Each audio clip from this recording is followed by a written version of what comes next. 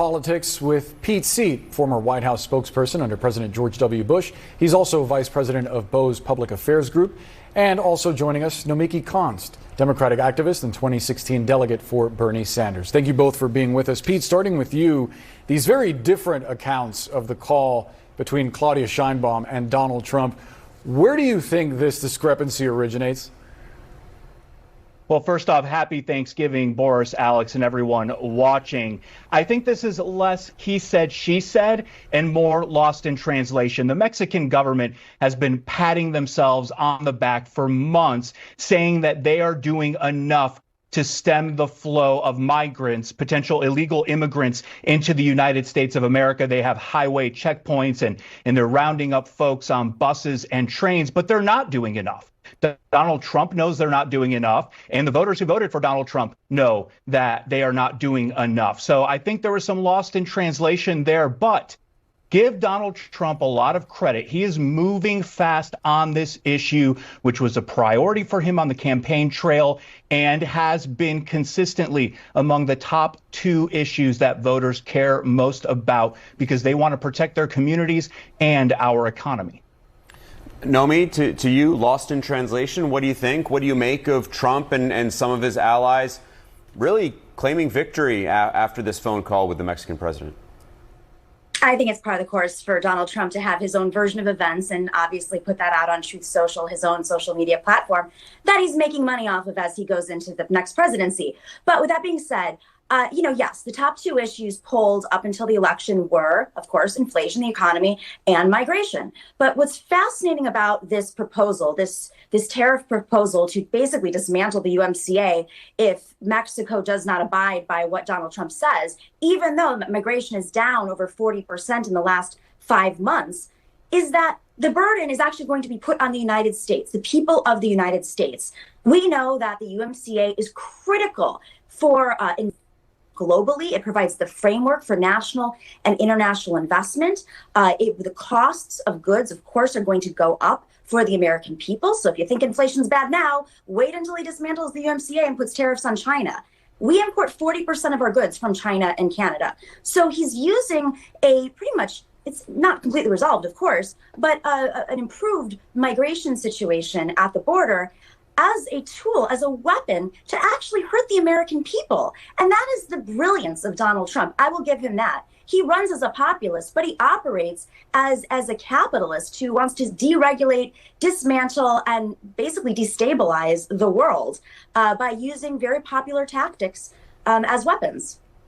We just played that sound a moment ago, Pete, of President Biden publicly criticizing Trump for his tariff plan against Mexico and Canada. It's quite notable because, frankly, since the election a couple of weeks ago, President Biden has really refrained from going after former President Trump in any way. What do you make of what he said? Does it have any merit, do you think, because of what Nomi just pointed out, the potential for prices to skyrocket here in the U.S.? I think President Biden knows what a lot of Americans know, and that is we've seen a version of this movie before.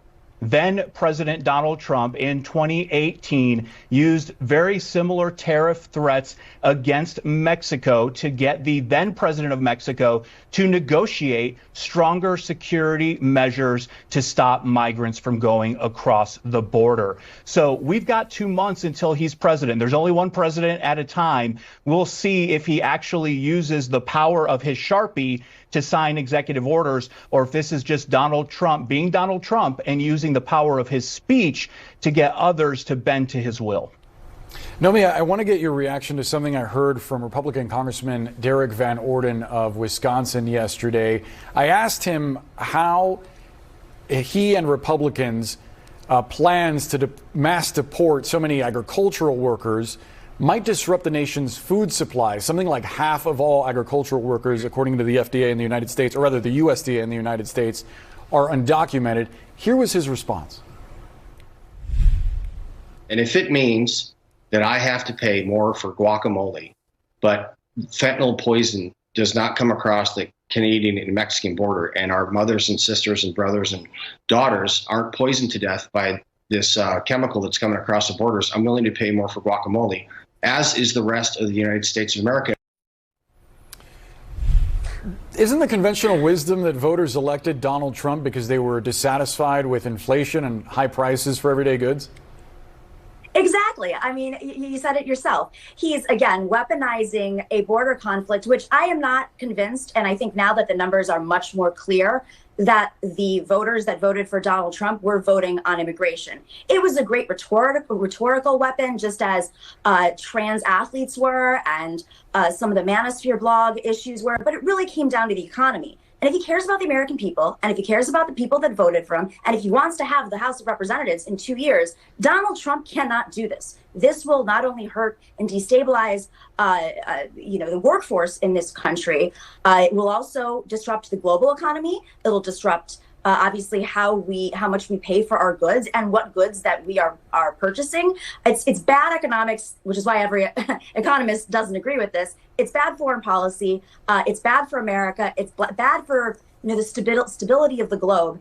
And it's everything that he ran against, frankly. I mean, if you want to be the populist that you are, you have to act like one. The rest of his picks for the transition team for the cabinet right now are representative that I don't think this is just rhetoric. He is choosing people that do not take things seriously, like COVID. They don't take public health seriously. They don't take the global alliances that we have seriously. They don't take the fact that Russia and Ukraine are at a serious standstill right now, and we need to be strong allies seriously. They don't take NATO seriously. I mean, you go through one by one his picks. This man is not acting. This is not just rhetoric. This is about destabilizing this country and the world order.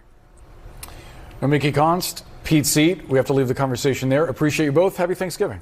Happy Thanksgiving. Thank you.